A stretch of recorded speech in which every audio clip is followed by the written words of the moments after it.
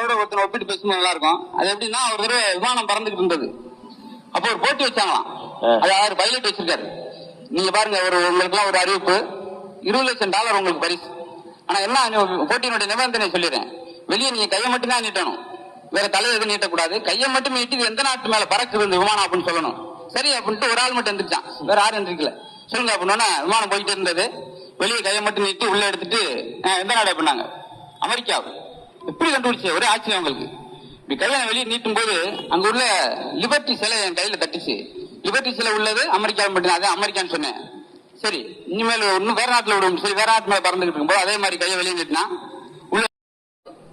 இப்ப சொல்லுங்க அப்படின்னா வெளியே கை நீட்டினா உள்ள எடுத்தான். சொல்லுங்க அப்படின்னு. ஏன்னா எங்கேயுமே சிலை எல்லாம் கிடையாது தட்டுற உயரத்துக்கு. சொல்லுங்க அப்படின்னா அவன் இந்தியா அப்படின்னா உங்களுக்கு ஒரே ஆச்சரியம். எப்படி அவ்வளவு கரெக்டா சொன்னீங்க அப்படின்னு.